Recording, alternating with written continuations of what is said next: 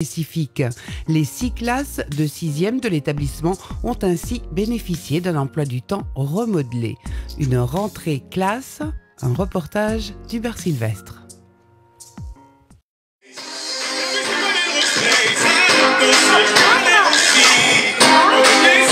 De la danse, de la voile, du théâtre, des courses à pied dans les couloirs, ils ne s'attendaient pas à vivre une rentrée si sympa, si animée cette année. Les élèves de 6e du collège Marcel Pagnol de Martigues. Parce que nous savons tous très bien que le niveau 6e, c'est une grande rupture dans la scolarité des enfants. Pour atténuer cette rupture, pour rassurer néo-collégiens et parents stressés, la direction du collège Marcel Pagnol a organisé cette année, et pour la première fois de son histoire, 2 jours d'intégration pour les 6 classes de 6e de l'établissement. Tu avais peur de rentrer en 6e ? Un peu. Oui, parce que non. Parce que j'avais peur en fait d'être toute seule et ça savais pas être où je suis quoi, me perdre. Parce qu'il y avait des grands. On m'a dit que le 6e c'était très difficile. Les grands ça fait un peu peur. Pourquoi t'avais pas peur ? Parce que c'est comme une école normale, à part que tu changes tout le temps de cours. Je peux être en difficulté en classe, mais je peux me réaliser autrement, c'est-à-dire sur le terrain de sport, dans le cadre du projet théâtre, en éducation musicale, même en tant que délégué de classe, je veux dire, voilà, c'est vraiment mettre l'élève en situation de réussite. Alors, quel est cet emploi du temps magique qui permettra au plus grand nombre de révéler leurs qualités et de mieux s'insérer? Nous avons suivi la classe 606 pendant 2 jours, ambiance.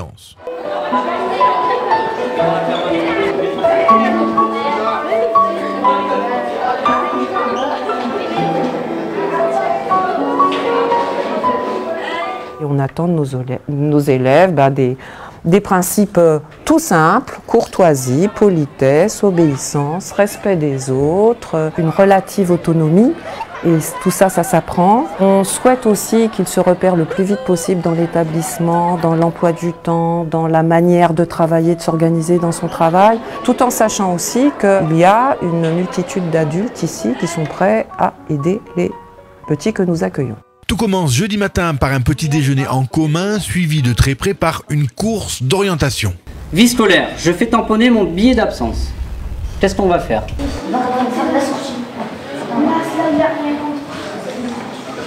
Présenter la vie scolaire vous met un tampon dessus. C'est une très bonne idée, ça permet aux élèves de connaître leur collège, parce qu'ici c'est des 6e, donc ils arrivent cette année, ils sont un peu perdus, ils ont plein d'interrogations. Donc là c'est un moyen un peu ludique de leur faire connaître le collège. Est-ce que vous savez en quoi ça consiste le secrétariat? Oui, pour se faire inscrire. Pour se faire inscrire effectivement, donc c'est moi qui gère tout ce qui est administratif, les papiers. Si vous avez besoin de changer de numéro de téléphone, c'est moi que vous venez voir. À chaque fois on leur explique à quoi ça sert. Je pense que là ils auront plus de facilité à imprimer des informations. Ok? Allez, tampon. L'heure suivante, au programme le carnet de correspondance, explication, utilisation, révision du règlement intérieur et retour sur les règles de vie scolaire. On n'a pas le droit donc de se battre, la violence, bien évidemment, on ne résout rien par la violence, on peut communiquer par la parole et se parler. En début d'après-midi, toute la classe se retrouve pour un atelier d'1 heure, théâtre. Le but, c'est pas de former des comédiens, d'accord ? Le but, c'est de souder la classe, d'accord ? Ça permet de s'intégrer un peu plus. Et puis, la classe dont on est professeur principal, qu'on suit sur plusieurs heures, eux, c'est vraiment une manière de vraiment devenir un repère pour eux, ce qui est important au collège. Et là, vous allez marcher, mais vraiment de manière abattue, en répétant le « oh, oh, oh » en boucle, d'accord ? 1, 2, 3. Et allez, on le fait en boucle. Vous avez tout compris. La seconde heure ne sera pas de trop pour revenir sur comment mieux organiser son travail. Le vendredi, de 4 à 5. Est-ce que quelqu'un peut m'expliquer? De 4 à 5. Oui, Mélissa. Technologie à semaine 1. Voilà, vous avez technologie en semaine 1, toute la classe. Et en semaine 2, vous quittez à quelle heure?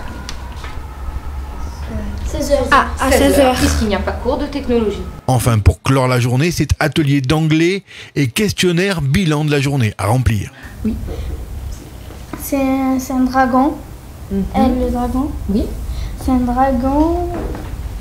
C'est pas typiquement américain ou anglais. C'est. Il est vert et derrière. C'est le monstre du Loch Ness. Voilà, bravo. Bravo.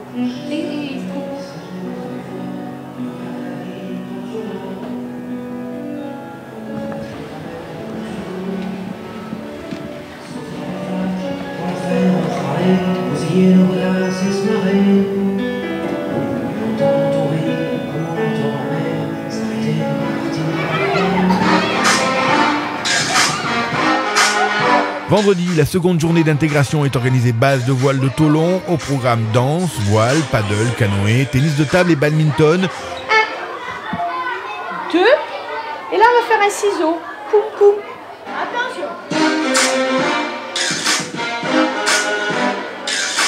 Au fil des heures, les élèves semblent effectivement de plus en plus à l'aise. Et alors, maintenant? Non, je me suis habituée, je suis normale, tranquille. On est toutes là ensemble en fait, donc on se connaît mieux. Oui, maintenant que je suis rentrée, je me suis très bien adaptée. Maintenant, on est tous dans le même cas et il y a des grands, ils ne font plus peur maintenant. J'avais pas beaucoup de stress, mais oui, ça m'a rassurée. Tenu à bout de bras par tous les adultes du collège Marcel Pagnol, ce projet sera d'ores et déjà renouvelé l'année prochaine, avec peut-être en plus l'idée de voir aussi les collégiens de 6e parrainés toute l'année par un élève de 3e, une idée comme une autre pour un collège qui n'en manque pas. Le temps est assassin et emporte avec lui les rires des enfants et les Mistral gagnants. Mistral gagnant. Ces 4 grandes cheminées font partie du paysage martégal. La centrale EDF de Ponto à Martigues, site industriel historique, vient de vivre un grand bouleversement. Au mois de mars, la dernière tranche de production au fioul s'est définitivement arrêtée.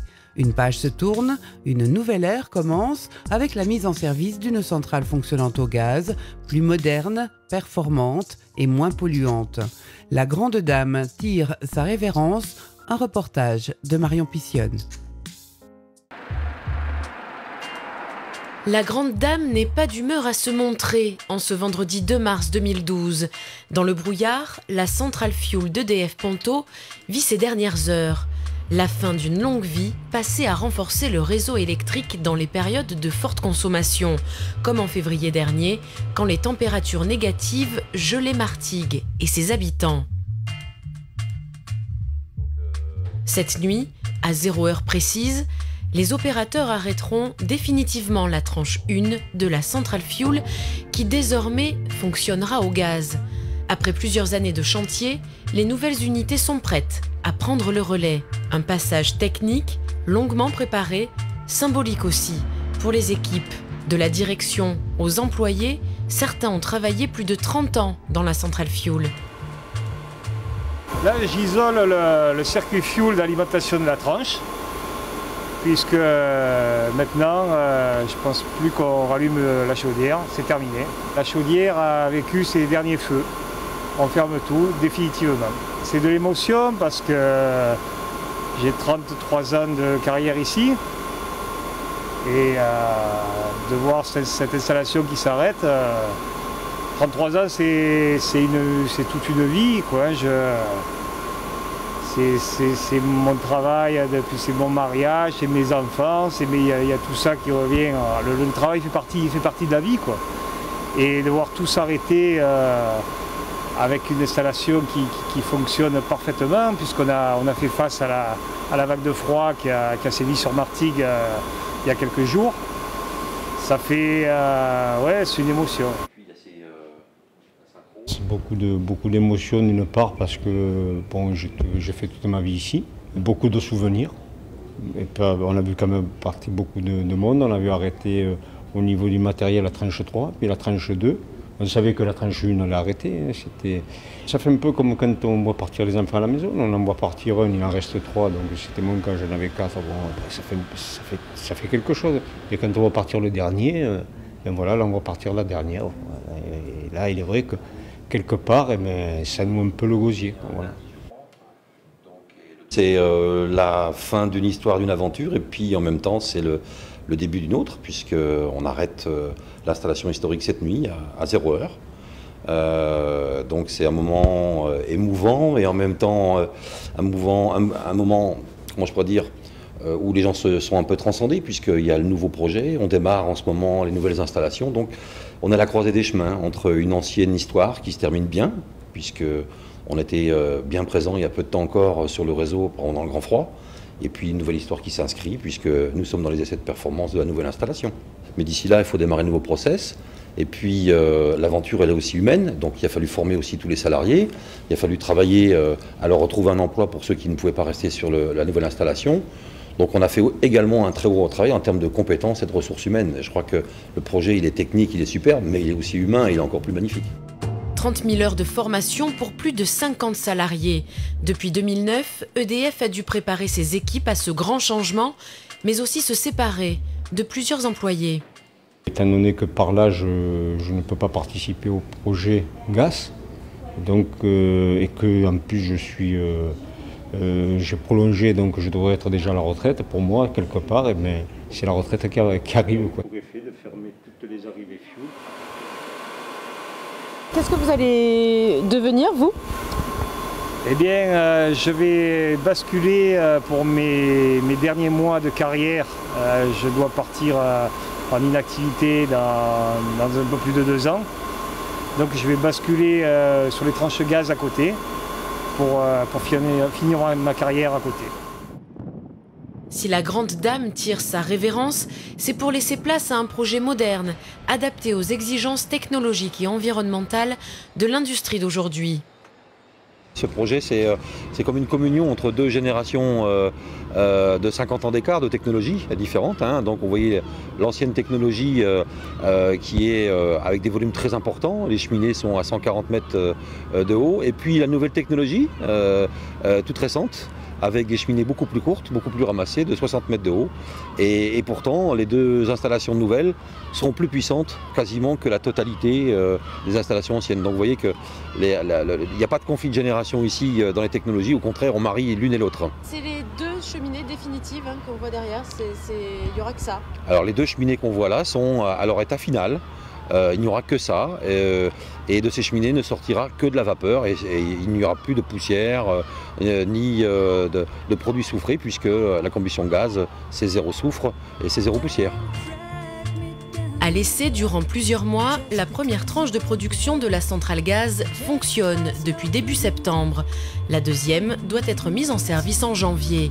Les équipes mettent en sécurité les installations de l'ancien site. Vidangé, puis embarqué sur des péniches, le fioul, en bon état de combustion, est revendu et revalorisé. Puis, petit à petit, les unités seront démontées.